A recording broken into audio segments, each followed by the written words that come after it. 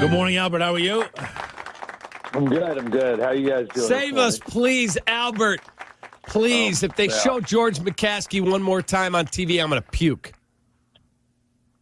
Yeah, I'm sorry to hear that, Cap. I know it was a rough night. I like the stat that they haven't scored a first half point in almost a month is when I came across that last night, it was like, holy crap, So obviously a lot of things have to be fixed there now, and the crazy thing is, like, you look across the field and there's a team that in Minnesota that just went through a quarterback transition, and that that brought in its new regime. I believe the same year as the Bears did, right? That is correct. Yes. 22 days after Eberflus was hired, they hired Kevin O'Connell, who we never interviewed. Right. So, I'd say the optics last night were pretty bad. Yeah, you had the stat that the Bears have now been outscored 65-19 under Thomas Brown. I mean, it's really bad. So I've been talking to Cap about this morning, Albert. Like, when you're looking for a new head coach, new coaching staff, and new offensive, defensive lines, it's not just a year away. To me, it's a year away from being a year away. How far are the Bears behind some of the better teams in the NFC? Well, I mean, I want to be fair to Thomas Brown here, too. I mean, the acceleration from, you're the pass game coordinator to you're the offensive coordinator and play caller to now you're the play caller and the head coach. I mean, for that to happen in a month is crazy, So, and by the way, like, he's still like new to the team. You know what I mean? Like, so it's not like he has 2 or 3 years background with all these guys. He just got here. So, I think like. You look at where they're at, like, from a roster standpoint, I don't think they're that far away. Like, I think if you can get Caleb going and you can get the right system in there for him and you can get a leader in there who, is willing to really shake up some things and change some things, then, I think this can be a relatively fast rebound. I don't think that they are bereft of good players. Like, I look at some of the teams like Carolina and New England, and it's like, man, they have a long way to go. You know what I mean? Like, I don't really see the Bears that way. I mean, they need pieces on the offensive line. They need pieces on the defensive line. But, it's not like they don't have talent in those areas. They've got Montez Sweat on the D-line. They've got Darnell Wright, who I know hasn't lived up to expectations, but is talented on the offensive line. They've got, young, promising receiver Ramadunze with an established guy in DJ Moore. I can't imagine Keenan Allen will be back next year. We'll see. Jalen Johnson anchoring the secondary, Jaquan Brisker back there. Look, I don't think they're that far away. But from a talent standpoint, now from a culture standpoint, and this is why, guys, I keep saying, like, people ask me, I'm like, the Bears need more than a guy who's going to come in and work with one player. I think that's where you kind of get caught up here, where it's like, oh, well, go get somebody to fix the quarterback. It's like, that's not what Sean McVay really did in Los Angeles. He fixed Jared Goff, but if you've been around McVay at all, you would know, like, his ability to work with a quarterback is good, but it's not at the top of the list of what he is, And McVay went in there and he changed the entire mentality of that place. And I think that's sort of what you need, And if the guy winds up being a quarterback's guy too, then great, then that's awesome. But, I do think, like, there's just, I think it's the result of 15 years of going back and forth. And now we have an offensive coach. Now we have a defensive coach. Now we have this. Now we have that. There's no identity for the organization. That's really what they need, I think. So in terms of looking at the candidates, because to talk about last night's game just gets me ticked off. To look at the candidates, I was told by somebody who's close to Thomas Dimitroff that they think he's going to be the new GM of the Patriots, and that if that happens, he would take Mike Vrabel with him to New England. And I thought you just made a very prescient point. This is not, well, it's time to get somebody who can work with the quarterback. I heard that on the broadcast last night. So let's go get Ben Johnson or Joe Brady or Bobby Brady or whoever out there is a quarterback whisperer. Who is out there besides Vrabel?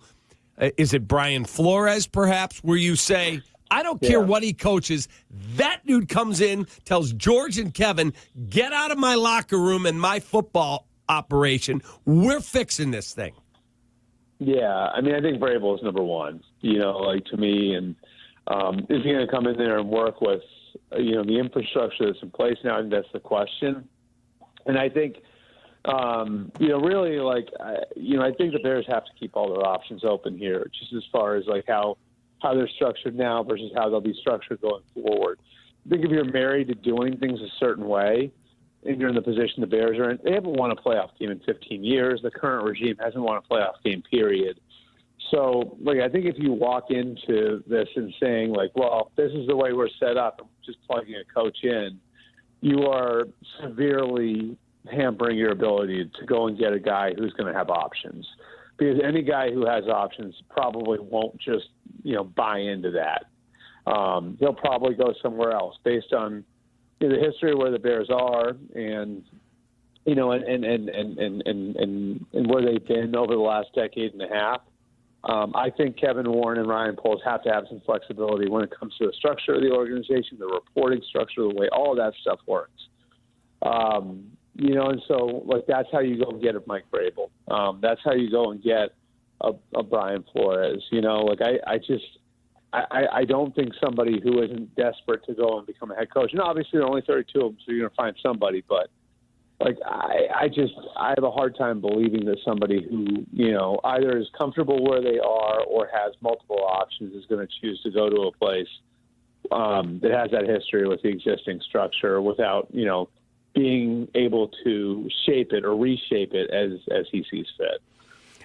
Albert, so the Lions, boy, they got a mash unit. They are so banged up, and they're going to take on the Bears coming up on Sunday. How can the Lions overcome? It's such a great story, but how can they get to where they want to be if a lot of guys are banged up?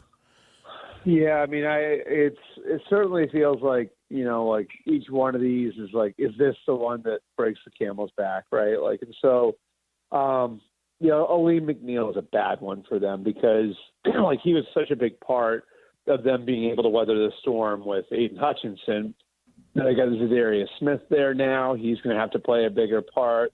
Levi Onwuzurike has been, better this year, and him coming back helps. Can keep DJ Reader healthy. When is Aiden Hutchinson going to come back? And then on offense, losing David Montgomery, what does that mean for Jahmyr Gibbs and how you use Jahmyr Gibbs? Because they were able to kind of toggle those guys, and those two were so interchangeable. You know what I mean? Because they're both able to do everything within the offense. And so, now how do you manage Jahmyr Gibbs? Without Montgomery as an option anymore. There are a ton of questions. I do think the Lions coaching staff certainly should have earned everybody's trust. And so, I think they're going to come up with the best plan. But, eventually you get to this point where, you look out there on the field and you've got all these guys who, your Quan Alexanders, your Jamal Adams, who weren't on the team a month ago playing prime snaps, and it's just eventually this is catch up to them. They're going to have to win in a different way now, certainly. And I think, when you take Montgomery out of the running game, and then you decimate the defense, Jared Goff's going to have to earn his $50 million. I think the rest of the year. That's probably the path for them to stay at the level that they've been at. Okay, this is a serious question. I'm not busting your chops here. Serious question. Does the NFL, Roger Goodell, the powers that be, ever get involved where they go, okay, we want change in Chicago? I'm not talking about the coordinator, the equipment man who forgot to put the C on Jalen Johnson's jersey for last night. I'm talking about the chairman of the board who has won as many playoff games as you and me and Hoodie. Johnson, wait, back up a minute. They forgot to put the C on his jersey? Yeah, there was no C on his jersey, and they asked Jalen, and he said, no, I'm still a captain. Then they asked Thomas Brown, yeah, he's still a captain. He's in the captain's meetings. He addressed. There was no C on his jersey. Go look last night. Jeez. That's one for your notes section there, Albert. Go ahead. Yeah. You might want to pull the tape up, but you could find it. Credit to whoever caught that, too. It's a good catch. Yeah. So here's my question. Does Roger Goodell and his people ever say, okay, we need that market? They are a train wreck. George has been incompetent in the job since 2011. We want change at the top of the food chain.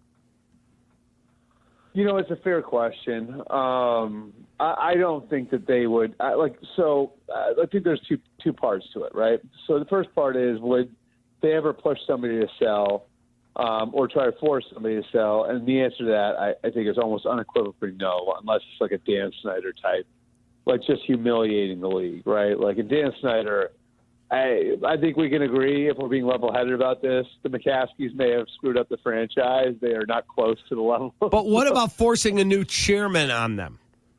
Yeah, I mean, like that part of it, I think that there's like within families, sometimes there can be somebody who, like, the league really thinks like this is a very competent person, and we're going to help them. We're going to help work on them grooming this person to take over. You know what I mean? Like, so.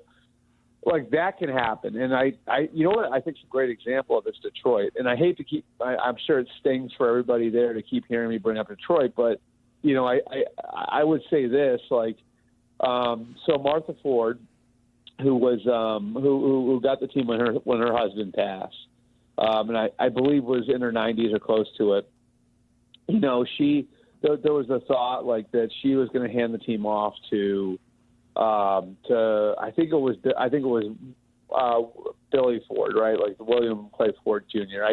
One of the guys, and someone like actually like talked to her, and then she, kind of like started to shift her thinking, and like the conclusion they came to, which is kind of crazy to think about, but this is the way I heard it, was like, you know what, the boys have been screwing this up for so long, I'm just going to give it to Sheila. And so Sheila Ford became the controlling owner. And then Sheila Ford was smart enough to know, well, we've screwed it up. It's just time for us to get the hell out of the way, go hire competent people, empower those competent people, and, try to do things a little bit differently than we've done for so many years here as we've failed. And lo and behold, what happened? They bring in Chris Spielman as an advisor to help Sheila with what she didn't know. And Chris Spielman says, this is what we need to be, and this is what we need to build. And then Chris Spielman and Sheila work together to go and hire Brad Holmes and Dan Campbell, and they're off and running. So that, I think, is you're not going to get you're not going to force a family to sell the team again unless there's something like criminal going on. But like what you can do is, if you're the league and you think this is an important franchise, is you can influence what family members are actually running the thing. Can you give us a little nugget? Oh, could you give us a little nugget, something that you haven't told anyone else before that's in your phone? Let me think. You haven't asked me this in a while, Hoodie, so I wasn't ready. No, there's something there. Give me that. The thing that you won't give us us. Chiefs, 49ers, something. There's something there. Yeah, I mean, here's what I would say. I think there's a lot of. I'm going to give you one locally for you. I think Vrabel would be at the top of the Bears list, and I think that I'm not reporting that. I don't want to see that all over Twitter, but I think just putting pieces together that Vrabel will be at the top of the Bears list. Vrabel was together with Ryan Poles in Kansas City all those years ago. But I think Vrabel would require setting things up a certain way. Like what I talked about earlier. So, I think that probably mean bringing in somebody like Ryan Cowden as his general manager, who's with the Giants now, but was with Mike in Tennessee. And I think it would probably require bringing in, and allowing him to fill out his coaching staff. Who's his OC? So, I think it might be Tommy Rees, the old Notre Dame quarterback who he's with in Cleveland. That's one name I've heard. The other name I've heard is Josh McDaniels, where I think it's potential. There's potential. I think those two have a good relationship. They're from the same region of Ohio. And he wouldn't leave because he's not getting another head coaching job. Right. And I think that, and that's sort of to me, that's the appeal of Josh. And I think we talked about this if he had if it had somehow been Bill there, Cap, right? But I mean, that's like the appeal of Josh is like Josh is like clearly, I think, one of the best offensive minds in football. He worked with a young quarterback just 3 years ago, and Mac Jones, who looks like he can't get out of his own way right now, is damn near the offensive rookie of the year when Josh had him. Right? Josh only had him for a year. And like you said, there's not the same flight risk that you have with most offensive coaches that will be working under a defensive head coach, right? So, I think that's definitely. I think there's an appeal to Josh McDaniels, under Mike Vrabel. I think that would be a setup that if I'm the Bears, I would really pursue. And again, if it's me running the team and I'm the owner, I'm saying okay, Mike, if you would come here, how would you envision Kevin Warren's role being? Would you be willing to take on Ryan Poles? Would you be willing to set things up a certain way where we can compromise so we're structured in a way that works for you? Because I do think a big part for Mike is going to be trust with ownership because of the way that things went down in Tennessee. So, but I do think Mike's a Midwest guy. I think he's got a great appreciation for the game. I think the idea of being the head coach of the Bears would appeal to him. You got a quarterback there. So I think to get a guy like that, you would just have to be really flexible in the way that you're structured. And quite honestly, I think it would probably mean creating some level of some barriers between Kevin Warren and the business side and then the football operation. As always, Albert, we appreciate the time. Thanks for coming on.